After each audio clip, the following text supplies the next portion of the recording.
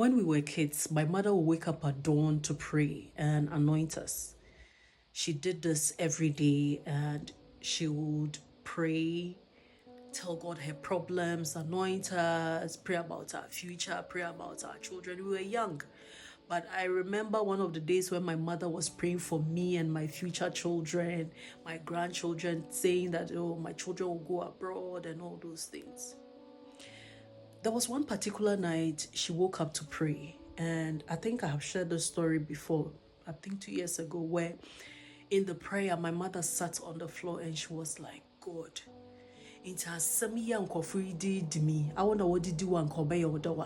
like some people had wronged her and she felt like she was being judged unfairly. She was asking God that if he were in her shoes, will he be happy? And it was fascinating for me that this is God and that's how you're talking to him. Wow. But as I grew up, I realized that you should be able to have a relationship with God where you can literally tell him exactly what you were feeling and how you want him to answer. And there's been so many instances where I've used my mother's method. I'll say, God, that's your son, that's your daughter. You see what they are doing? I am tired. You know, those kind of things, because I have learned how powerful it is. Prayer is communication with God.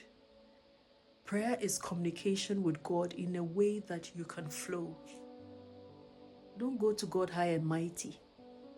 Don't go to God thinking that, oh, I am this. See, God knows you better than anybody else. You can pretend with everyone, but you cannot pretend with God. For me, when it comes to prayer, I say speak to God in your local language. Speak to God in your local language. You see, when we go to church and they ask us to pray, and you're like, bah, bah, bah, bah, bah, bah.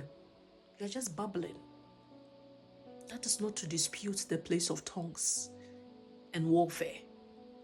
But that deep, intimate relationship with God is when you pray, you speak to God, and you wait, you listen. You listen without distraction. For me, I know that one of the ways God speaks to me is through dreams or ideas. Maybe I'll be praying about something and he will just drop a thought in my mind about something. That's one way God speaks to me.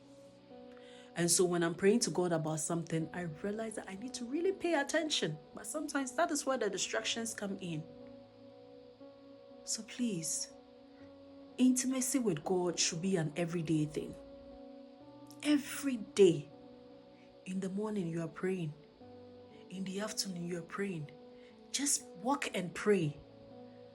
See, you know, now we have our phones and everything. You can even set alarms. Pray without season. Pray about everything.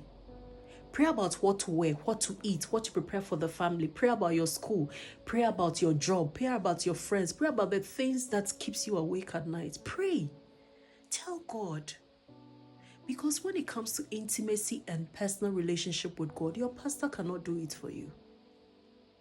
Your prophets, some of you are here now, have personal prophets now. They can't do that for you. It is you and God having that relationship. So how is your relationship with God this year? How's it going?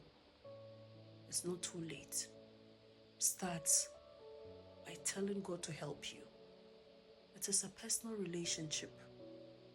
And it is only you who can cultivate that personal relationship. The Bible says to work out our own salvation with fear and trembling. It is you and God against the world. And don't say you are too busy to pray. If you can make time to watch a 10 series, episodes, whatever, on Netflix, you can make time to pray. So you are not too busy. I love you too.